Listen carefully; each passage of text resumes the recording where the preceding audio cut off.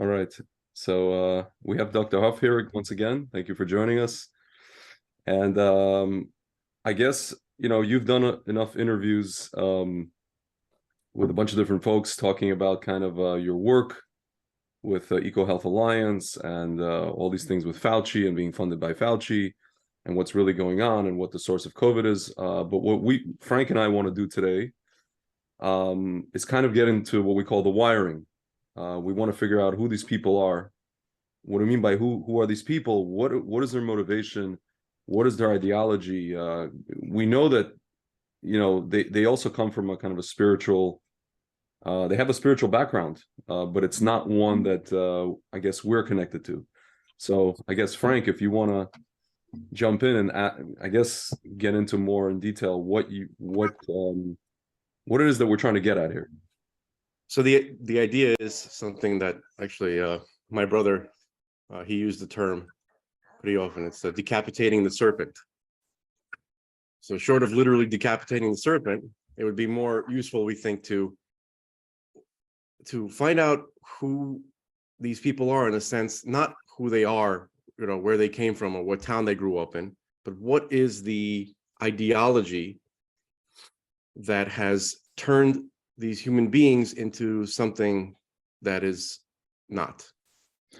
How can people come together to make a plan and carry out something this horrifying? And as we know, it's happened over and over in history. So through our studies, through our readings, it would seem that at least we noticed that there seems to be a common thread among these folks. Like if you go back historically, just to use a couple of big historical markers, like the communists, the Jacobins before them, and going all the way back to Alexander the Great himself, who apparently came the closest to really establishing some variation of Plato's Republic. That's what it seems to kind of boil down to, even though Plato himself isn't the originator of this idea, but this name, we all learn about Plato, student of Socrates, smart guy. You never hear him referred to as something negative when you're learning about him in school. He's a wise philosopher. That's all people know about him.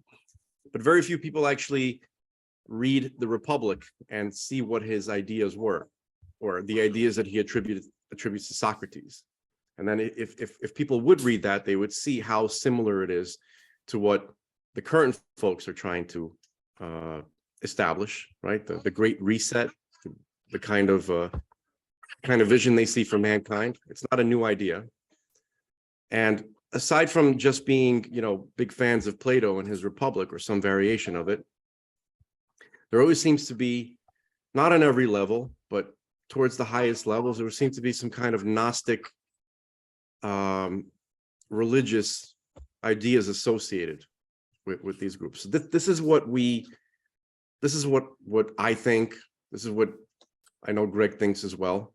And we're not saying we have all the answers, but I just wanted to see if does that sound reasonable to you, or is it hogwash? And if so, why? Well, I think it sounds reasonable. I don't know if it comes from the agnostics per se. I'm sorry, not agnostics. I'm talking about the Gnostic religions. Oh, I think it said agnostics. I apologize. Yeah. Okay, no.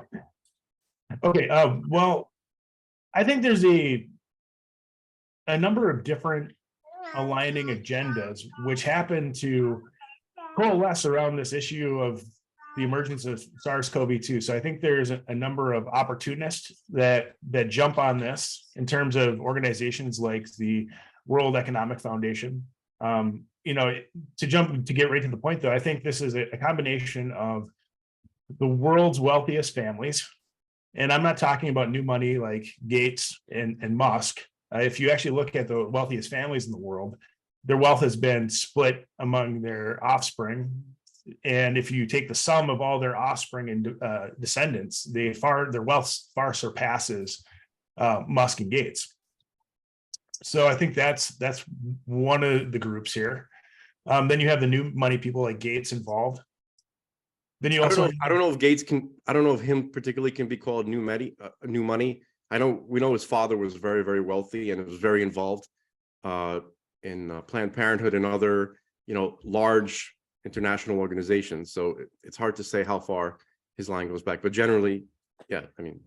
Sure, and I'm just making this list or rank order based on actually volume of wealth held by the families. Then you can get into the political powerful, the political elite, the technocrats, and their access and relationship with these families, and then the influence that they have in political structures globally. And then you can look at, sort of the entangling alliances between Western nations, for example, and then you can sort of see how these ideas flow. And I participated in many of these events or meetings, and it's interesting. It's an interesting mix of people. You have the scientific people, scientists or brains, so to speak, showing up at these, people who run the government or corporations, seeking to appease the powerful, who can then, basically with the stroke of their pen, make you wealthy or powerful yourself overnight. So it's like a new system of lords that we have. I jokingly referred in a social media post the other day that in the United States, that the new House of Lords is the Senate. And, we're all of their peasants, and it's Congress's job, the House, to make sure that we're all fed, at least here in the United States. And that's what it seems like is happening. And when you look at these global structures, these global organizations like the World Economic Foundation, I was actually invited to go to Davos years ago, and I passed, or I had some kind of conflict. And it's amazing to see how their view has changed over the years. Actually, at one time, I thought that the World Economic Foundation's goals made sense. I mean, they were talking about keeping the planet and the environment healthy. And people like me were talking about overpopulation. And I think you can make a legitimate argument about overpopulation being a concern, because we do live in an aquarium, so to speak, with finite resources. And we have to be careful how we manage those things. Now, the question is how we go about addressing those issues. And the real underlying issue that's driving all of this, in my opinion, and I agree with Dr. Chris Martenson 100% on this, because he understands complex systems, and I understand complex systems very well, is that the one thing that drives a complex system is energy. And it doesn't matter if we're talking about food and agriculture. It doesn't matter if we're talking about humans. It doesn't, you can plug anything there. Energy is the thing that you need. And that can come in, chemical, light, petroleum, and it needs to be cheap and affordable. And the one argument that he keeps making is that we hit peak oil about 3 years ago, meaning cheap extractable crude oil. And I think what these people who are really bright and smart realize is that, that's true. And if you look at the investments from organizations, and actually not just their investments, but the operations of the largest petroleum companies in the world, ExxonMobil, Shell, these other companies, they're actually scaling back their oil production to maintain the viability of their business. And for their business resilience, their goal is to stay profitable and survive as long as possible. So what do they know that we don't? And they know that their ability to extract cheap crude oil is gone. And these people at the World Economic Foundation know the same thing. And all the world leaders know this to be a truth, unless some miracle happens, fusion, whatever. But unless it's all a big, listen, I think it's important to point out where everybody gets their information from. It's not that difficult to really control certain aspects of information, like information about like crude oil, like how much crude oil do we really have? Who can actually prove it conclusively? We live in or the fact that I'm just saying, to be flexible, like in terms of outlook. How do we really know that we're being told the truth? And how do we know, like, for instance, you said ExxonMobil and these type of oil companies, their job is to be profitable. One would think, right? Or like Dick's Sporting Good. You would think that their job is to be profitable, right? You have all these very large businesses that seem to make decisions that don't make sense financially. Like you have your customer base. Sorry, my baby, I hope you don't hear that. He's very cute. Okay, you have your customer base, and you want to sell them something, and to make the stockholders happy. And then you start doing things that offend all your customers, and then nobody wants to shop in your stores. And or like Disney, like they're not serving their customer base. So you might be wondering, like you said, well, what do they know that we don't? I think it's that they're not that they've transcended, or in their view, transcended their identity as a business trying to make money, and they have now crossed over into a certain strata of responsibility. I'm saying that facetiously, okay? Mhm.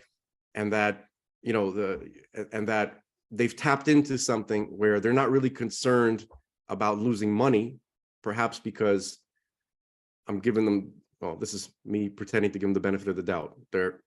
They've become vastly, they're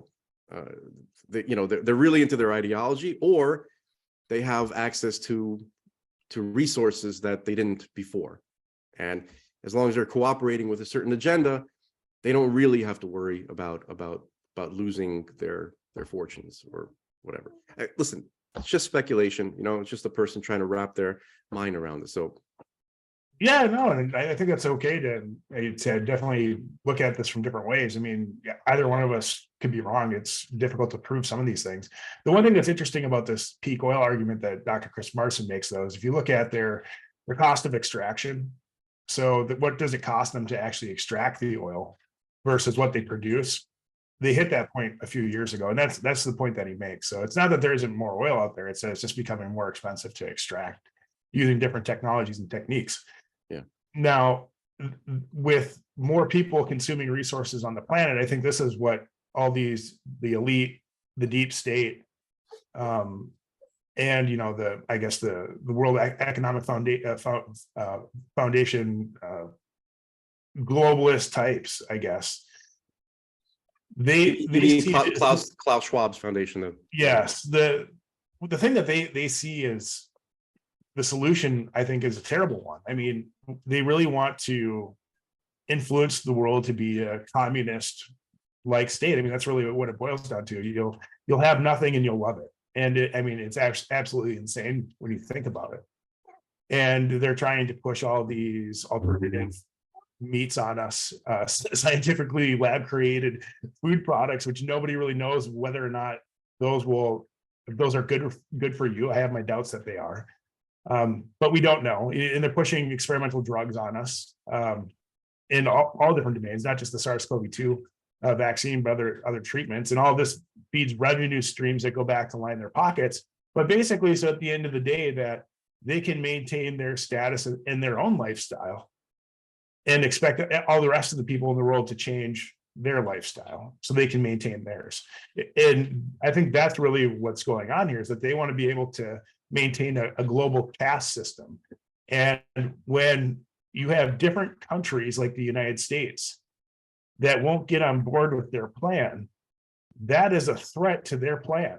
If you have any one person or one group or one country that says this is BS, we're not doing this, that's a threat to their agenda. And I think they've made incredible success and headway of actually achieving their goals and objectives over the last two years, and they're really fighting tooth and nail to prevent that progress from stopping or eroding. And I think over the last 3 months, we've made significant progress in fighting back against these ideas, these concepts. The fight's far from over. I think it'll really be determined in the next 2 years or so. Dr. Huff, I may chime in. What I was getting from kind of Frank's question was, it seems like these people have, at this point, unlimited resources, and it seems like they're on some sort of, it's not just ideological mission, it's actually even like a more spiritual mission. So what I'm wondering, I guess Frank is wondering this as well, you've been kind of interacting with these people at events, at conferences, maybe private dinners, what have you. Have you ever gotten into a conversation with one of them about their kind of spiritual leanings or their kind of philosophy, just something even as basic as their philosophy on life? Sometimes you could just talk to people, like we had people over our house who, you tell them about, let's say Planned Parenthood, and you tell them about, somebody we know who is proud to, I don't know, this is a crazy thing, like a person we know who's proud to abort, babies of minority, the mothers of part of minority population, basically racists, and this person said, yeah, great, they should have, they should have less kids. And it's like, you ever sit down with one of these people and they just basically admit to you kind of offhand where they stand on these things, or what is their philosophy as far as like, I don't know, population control, as far as like God, Bible, things like that. To put a finer edge on that question, I'm sorry. Yeah. Basically, when we say Gnostic, there's a lot of different Gnostic religions or ideas out there, but they all kind of have something in common, where they essentially believe that the God of the Bible is evil, and that the serpent in the garden, even if it's considered allegorical, the serpent in the garden is the real God, the good God that has come to save us. He came to save Adam and Eve, to release Adam and Eve from the constrictions of the evil creator God. This is kind of what a lot of these Gnostic ideas have in common. And I was just wondering if you'd ever heard anybody espouse ideas like that. Well, I definitely think so. It depends. It's hard to paint a broad brochure, because I've met with many of these people over the years and had conversations, and based on my own beliefs, sometimes I try to avoid these conversations, especially in the context of me trying to court these people as donors or investors. So there's that aspect of it. But when it did come up, I mean, I often tend to view a lot of these people as being soulless. They're the only drivers and motivating factors that I could identify were often individual empowerment or an increase of wealth or influence, and those seem to be the three common factors in these type of people. That's not always the case. Sometimes there's the flavor of person that I ran into in these circles where I'd characterize them as naive, and maybe inheriting a substantial wealth, and then also being led astray by people that they idolized. So in the concept of religion, this would fall under false idols. So yeah. I definitely saw Dr. Peter Daszak being false idolized by people that were high wealth and didn't really understand anything he was saying, but it all sounded great. And they look for that as solutions to being things that they're scared of. And one thing that these people have in common is that they often I think they often believe that they're smarter than they are. And that is the easy way to gain their trust or influence, is by giving them information that makes them appear to be smart or valuable to their peers, allow them to take credits for your ideas. Right. And this is sort of the prostitution of knowledge and ideas that happens in these circles. And if you're coming into it and you're astute enough to observe the behavior of these people and try to figure out what makes them tick, it's easy to ascend the ranks yourself. Right. It's basically anybody who has a basic understanding of human nature. We're speaking about that yesterday, that people are generally I don't know if you're a religious person, basically, but the idea is that God throws us into a chaotic world, and through study and through faith, we have to navigate our way through it as a way to build our consciousness, to grow as conscious beings. But a lot of people, they are panicked by the chaos, and they're looking for, to use another metaphor, a shepherd, to shepherd them out of it, to make some sense out of it, to someone that looks serene, very zen. Unfortunately, there's a lot of psychopaths that understand the human need for this and exploit the vulnerability of it. And they'll say, I can guide you. I have the answers. They have like a serene look on their face. And we use the metaphor of you ever see Conan the Barbarian? Yeah. If you know the movie. It's been a while, but yes, yeah. So the premise of the movie is like you have this cult. The cult leader is James Earl Jones. His name is Thulsa Doom. It's the snake cult actually in that movie, and he has this way of him and his priests. They have a way of gathering followers, right?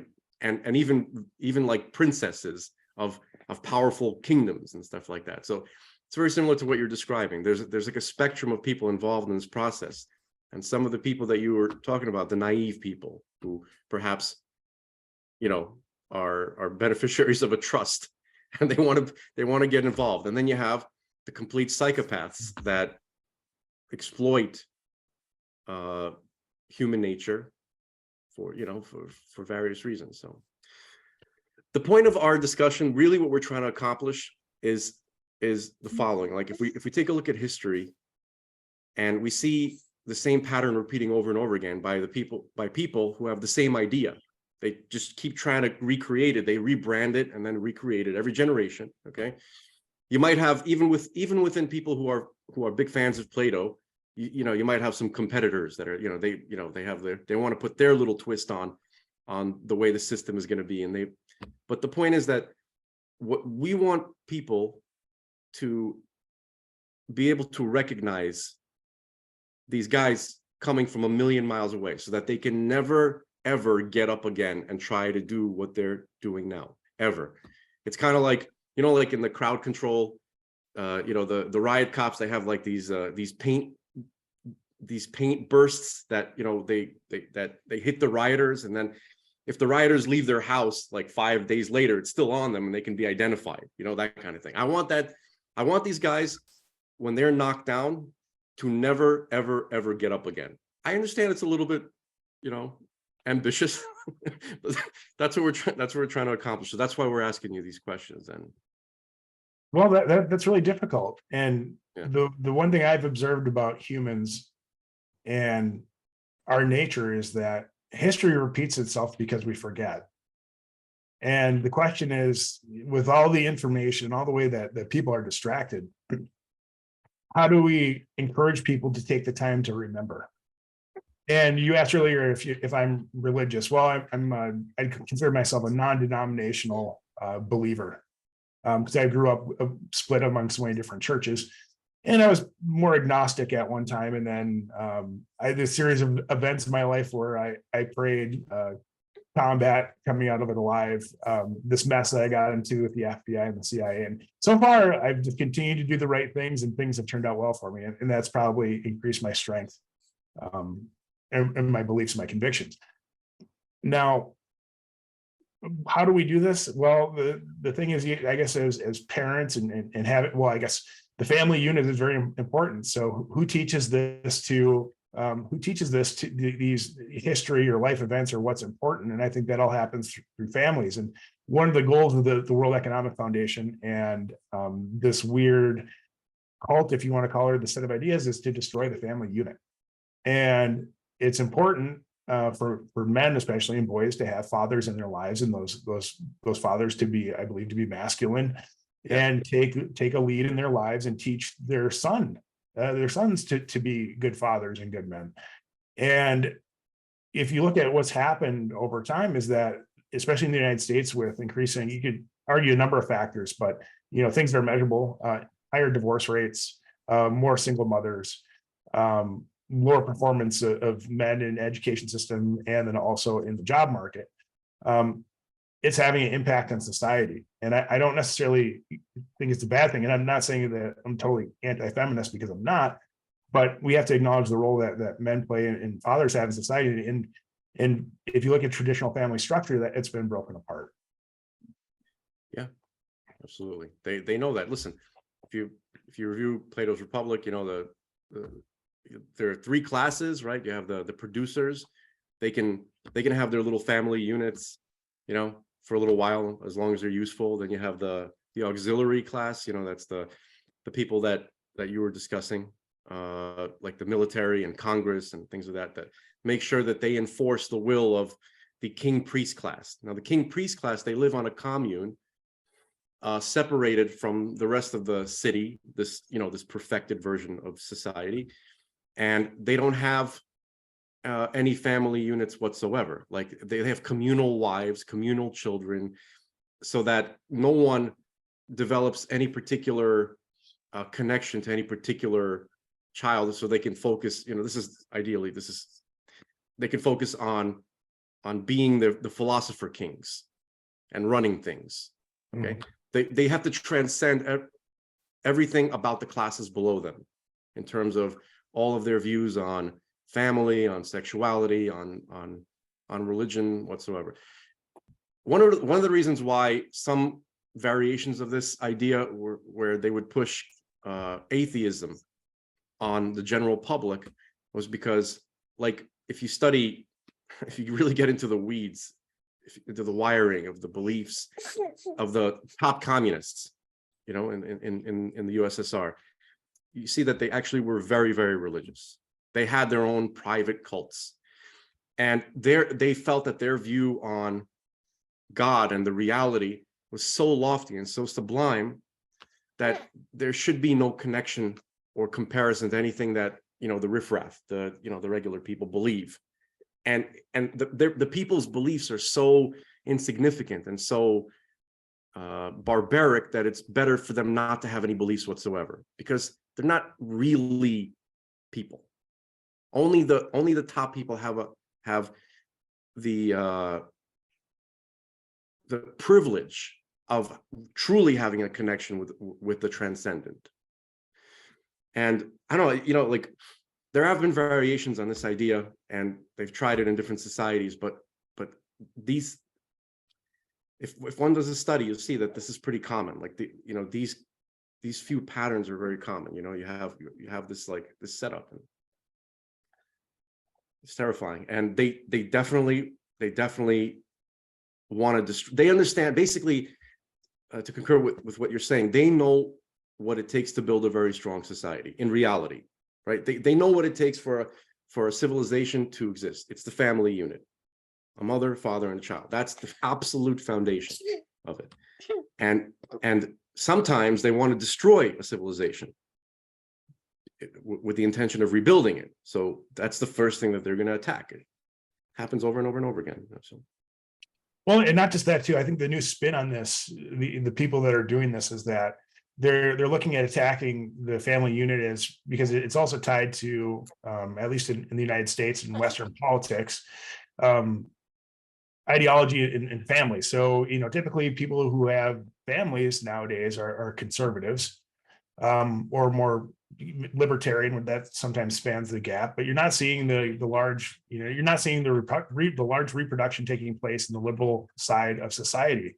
And if they hold one of these supreme values, or one of these beliefs that they have, is that the world is overpopulated and we're consuming our resources too quickly, you can see who they're going to target and why.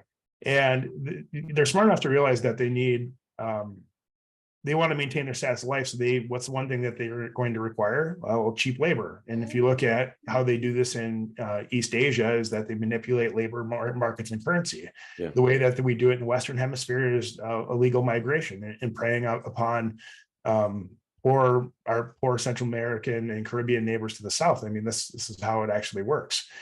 So, you know, anytime where you have a middle class with, in looking at the United States as being center left, or excuse me, center right, maybe, you need to find a way to suppress that if you're getting all the other countries on the planet in lockstep and aligned with what their objectives are.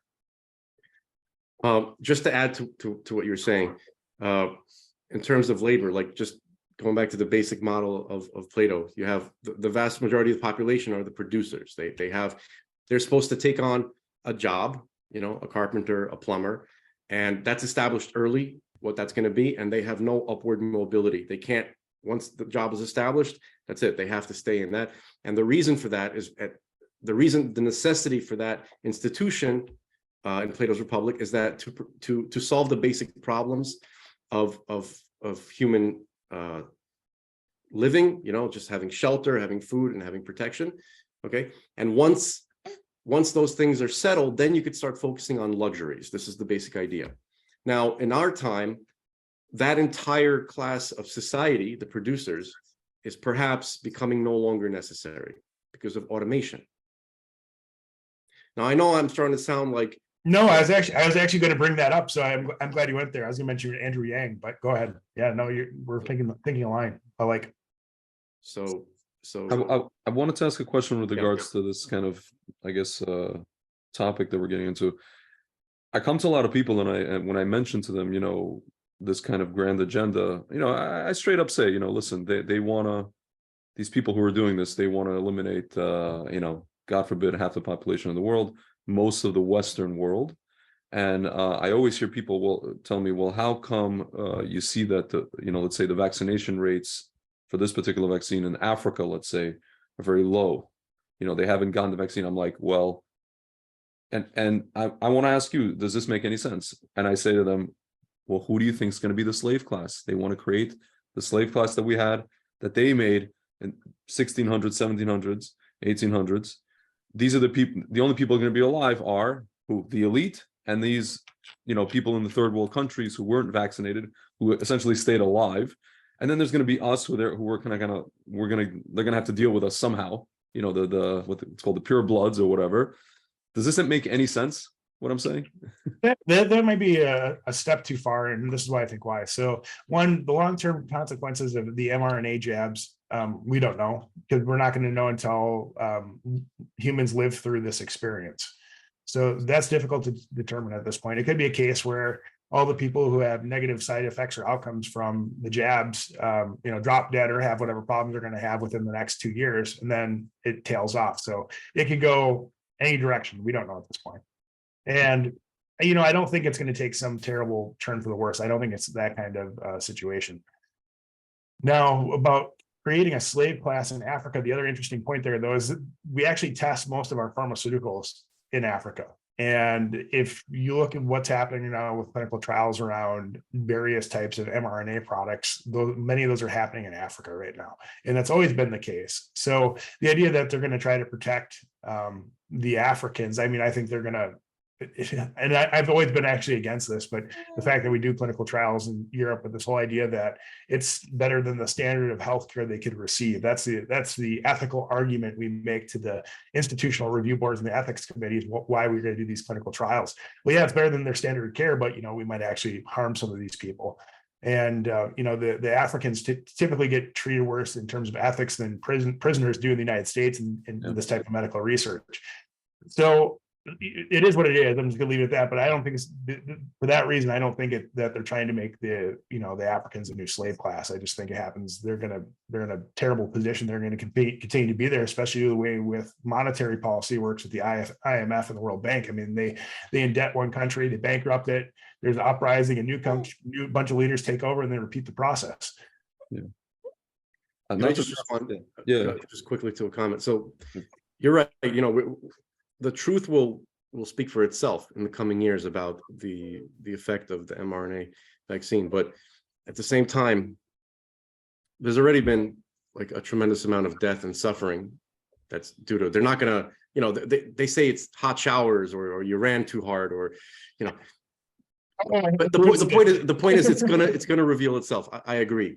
But at the same time, you have to take into account how desperately they tried to release this on the entire earth. When you combine that with their ideas about depopulation and how they're concerned about the environment and all this kind of stuff, it makes you wonder, is this really about helping people with COVID? And of course it isn't, because it's been shown that it's not helpful at all. And especially it's being pushed on segments of the population that don't have anything to worry about in terms of COVID. And of course, we've learned the same people pushing this shot, as my brother calls it, the death shot, okay, are the ones that release this plague onto mankind. So it is more, it really is an ominous picture. It is. And, I'm a person that I like to not think about scary things and just watch, 80s movies. But at some point, we have to like at least pay attention to those facts. And just to respond to you, Greg, you think that they left Africa alone because they wanted a slave class. They didn't leave Africa alone. They're not going to leave Africa alone.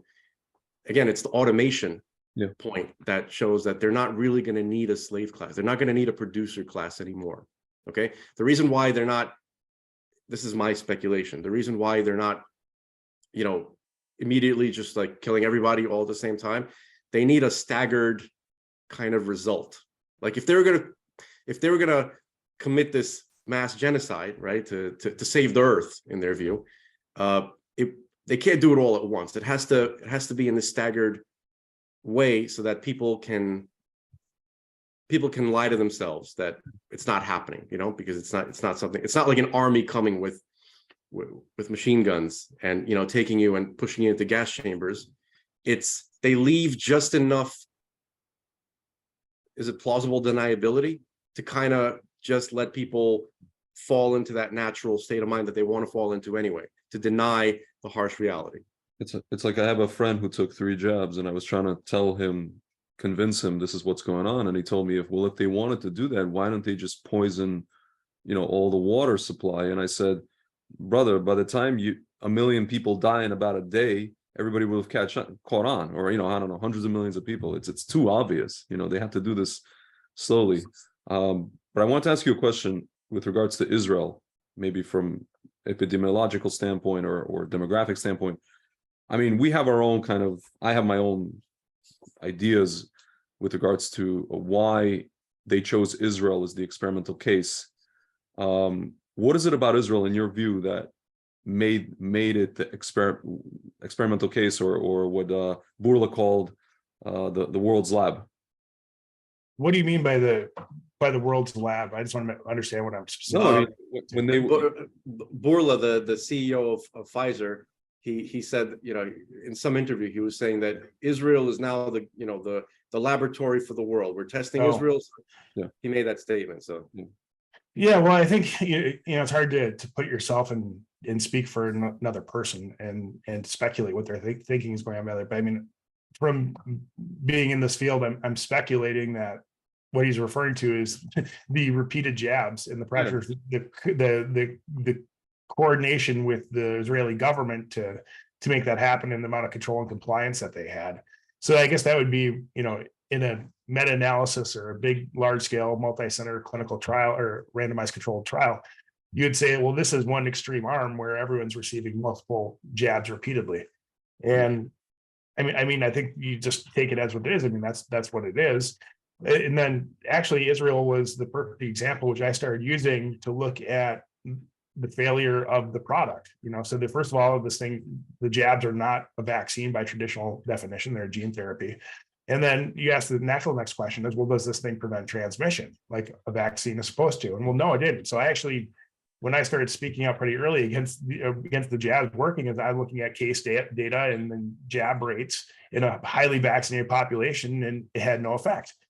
So then you have to ask yourself, well, what are we doing here? And, at that point, then the argument or debate shifted, and the powers that be said, well, this is about reducing the severity of disease. And that was actually a correct, honest point that they made, because the US government years ago, when the discussion, what technology should we look to next as the next hope for surviving a pandemic or a bioterror or bioweapons attack was mRNA. And the idea was to reduce the burden or the severity of disease in the individual, not to prevent transmission. Well, it doesn't really look like it does that very well either. So the question is, why are we pushing this ineffective product on people? I mean, that's the insanity of it, and especially when there's now looks to be moderate to rare but catastrophic risk associated with taking the product. Yeah. And that's the real issue here with unknown long-term effects. It's why is our risk tolerance for this product acceptable? If you compare this to any other vaccine or medical treatment, it would have been pulled immediately. Probably wouldn't have made it if the clinical trials would have been done properly. It probably wouldn't have made it to phase 2 clinical trials, from the testimony of people like Brooke Jackson, who is affiliated with the Pfizer clinical trial, saying that these were fraudulent. So if you look at everything here, it's like, well, how did it make to this point, and why are we still accepting this? And when you get to that point, you look at the people that we're talking about, they're all getting rich off of it. And the petrochemical industry is getting rich off this. They make, everyone blames the pharmaceutical companies, but I like to point out an inconvenient truth. It's actually petrochemical that makes all the precursors and the ingredients for the pharmaceutical industry. And the pharmaceutical industry actually just makes the formulation. So if you look here, I mean, this is a huge economy. I talk about this in my book. It's the second to last chapter. when I tried to first get this paper published, I was working at EcoHealth Alliance, and I was actually palling around with a lot of economists from the World Bank and the IMF. And, you know, I tend to like to stick my finger into other disciplines because I don't necessarily subscribe to, you know, you're an epidemiologist, you can only be an epidemiologist, or economist, you can only do it. Economist. Smart people are smart people. I believe that, and you should be able to do whatever. So I started digging into this concept of, you know, looking at the data, the stock and earning reports, and how the supply chains worked of all the different things that are required to mitigate a pandemic. And I'm like, I had this realization. I'm like, oh my God, these companies are crushing it. And I wrote the paper. It was titled "Pandemic Winners," and I couldn't get it published anywhere. And I couldn't get it in the Lancet. I couldn't get it in the public health journals. I couldn't get it anywhere. The economics journals wouldn't take it. And I couldn't figure out why. I'm like, this is a high quality, like I looked at it in terms of, you know, it went to peer review like 25 times and kept on getting rejected. So it kept on getting better, and nobody would publish it. And I looked at it, I'm like, well, you know, fast forward to today, it's very clear to me why this wasn't published, because the biomedical industrial complex is a huge business. I was talking on Emerald Robertson's show this morning, and on her show, the one thing I brought up was that a lot of the former top brass, some that I've communicated with in the past of the military, that ran things like the National Security Council, CIA, DIA. I mean, the very high ranking military officers, when the appropriations or spending bill came through for the Department of Defense, they came out and they went and lobbied in Washington against the repeal of the vaccine mandate for the military, because that's part of this bill. It's probably the one big win in it. So now they're repealing the vaccine mandate, and I had my hand in that. I worked with a number of other people to analyze the Department of Defense epidemiology data, showing that these vaccines harm people. But here we have former brass military guys who now work for, you know, lobbying firms, investment firms, coming out saying, well, no, we need to have these jabs in part of this bill, and the military should be getting them. Well, why is that? I mean, these guys used to be, they're veterans now. They served, they ran the military, and the intelligence apparatus in the government. So it's strange time, and you can see how people are maybe just, this is all about money. And if you look at how the Pentagon works, and you know what President Eisenhower said, you know, he was worried about this technocratic elite state and levelization, the Kennedy assassination coming out in the last few weeks. The CIA was involved, confirmed what appears to be. You know, this is all about money, at least from the Western perspective. And you can sure look, I mean, I guess you could say it's evil. You can sure look at how their interests are aligned with a lot of these different organizations. And, you know, the emergence of SARS-CoV-2 was basically created the conditions where all these greedy, self-interested, self-motivated people could capitalize on a disaster. And that's what they did. You know, in our government and worldwide, all the different governments poured money on the situation, sent people to their houses. They weren't working, so everyone's going into further debt. And you know, there's been many, like, you know, cartoons about this kind of thing. Well, so American people are waiting for the next loan. The Federal Reserve is waiting for the next bailout, okay, and the globe is waiting for the next war. And that's what these debt cycles, instability cycles always do. It's always the same cycle, and it keeps happening over and over again. It's just at what magnitude and what scale. And I feel like this whole conflict in Ukraine and what's happening in that region of the world is all based on trying to distract us from what happened over the past 3 years. And I have to challenge you on just one point, that I understand why so many intelligent people say that it's about money. You know, the smartest people that I know say, you know, that it's about money, and it's not, it can't be, but it can't be, because, for instance, like when it comes to the pharmaceutical industry, they want repeat customers. This has potential to destroy the entire customer base. So so it can't be about money. So it's certainly about money for the intermediaries who are being used, you know, to facilitate the rollout of the plan, whatever that is, you know. But ultimately, it has to be for something beyond money, because there's other ways to make money, as they say. Well, I don't think the two things are there. The two concepts that we're discussing are also mutually exclusive. They can be both.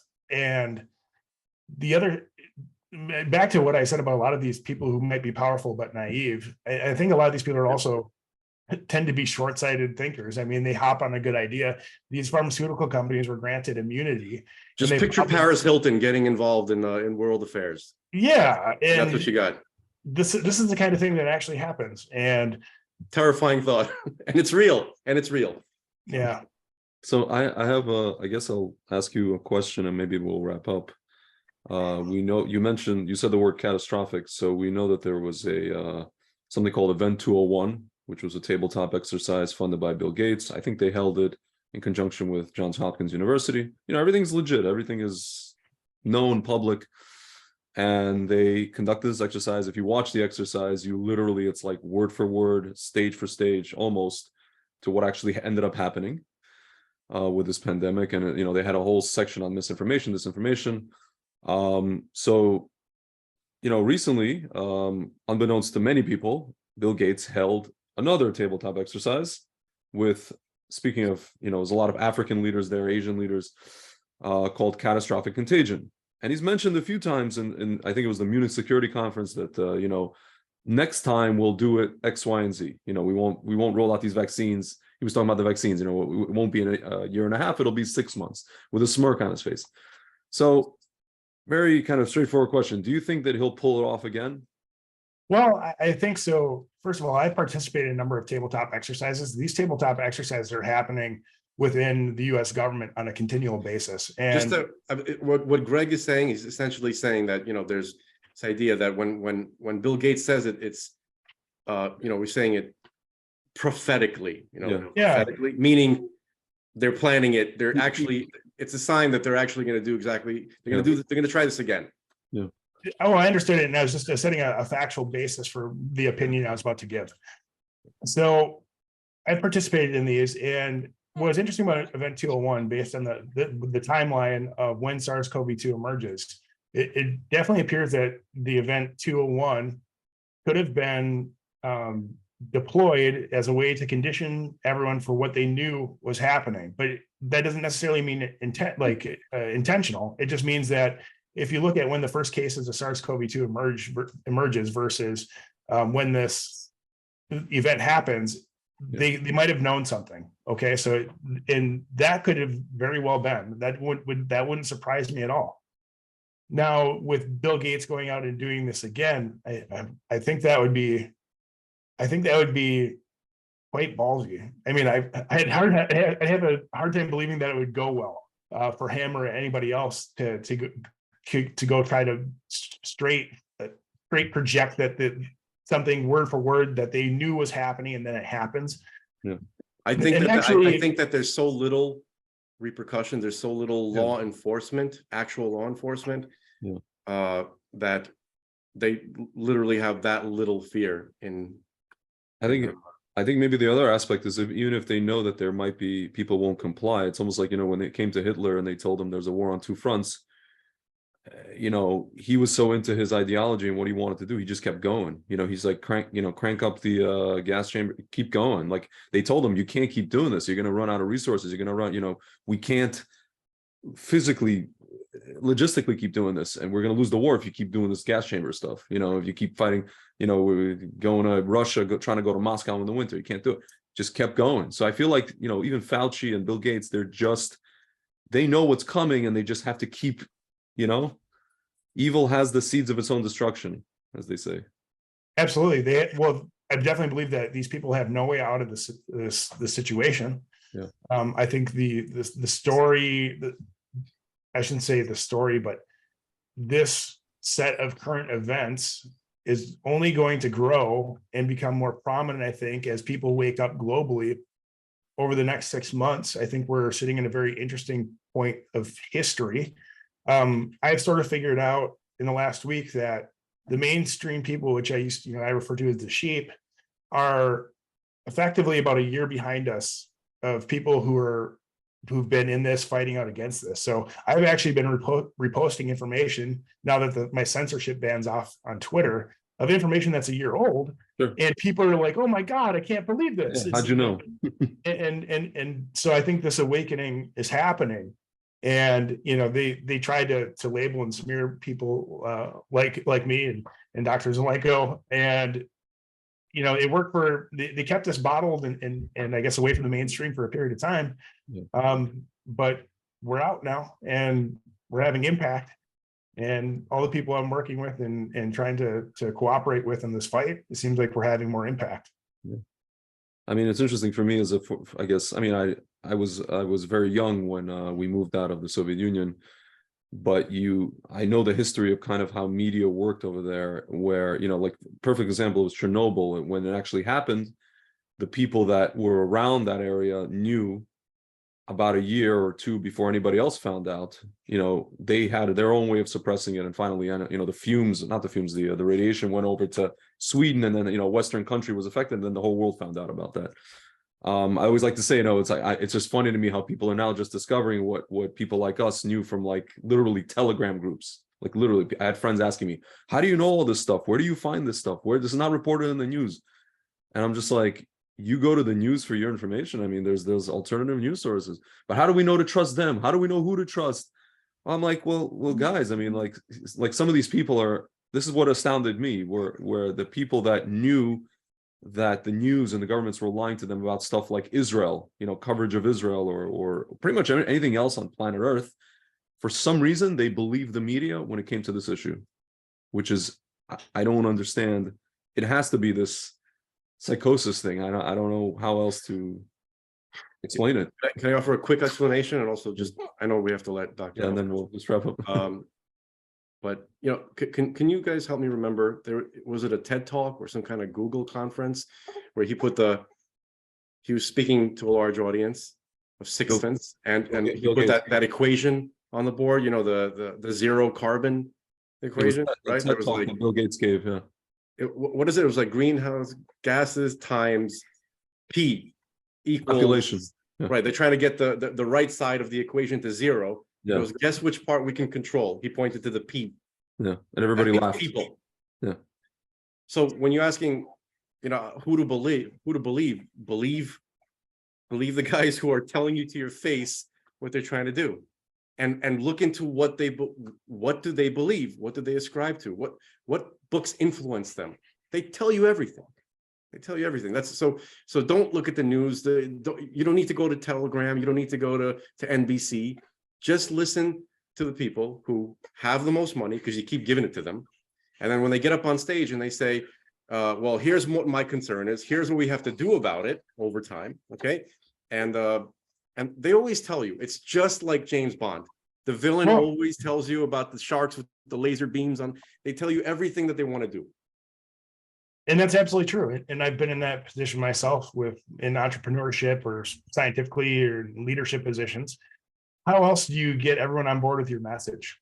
So the way that you construct your narrative and you frame the environment is you create it. And you do that by convincing people to believe in your ideas and what you're doing. And these people in these positions know that. That's how they got into those positions. They've perfected it over time. It's crazy when they're telling you it's for things like, population control. And, just to that one example, like carbon, the one thing that's really weird about the climate change carbon argument is that we're always just one volcano erupting away from an ice age. And there's plenty that are overdue to erupt, at least according to the geologists. So, yeah, there's a lot of unknowns and a lot of uncertainty. Yeah, and it's only America that has to reduce their carbon emissions, and then that'll solve the problem, right? I mean, you never hear them demanding from China or anybody else. So that's and the other thing is, because our society has advanced so much, we're actually, the carbon footprint per the individual, comparatively speaking, the Americans have relatively low carbon footprint compared to a lot of other places now. And the carbon debate, there's probably some decent solutions to it, but the population control angle is a very strange approach to it, and I think I only see unethical solutions at best. Yeah. All right. That's why when their arguments, when you look at it, the arguments don't make sense.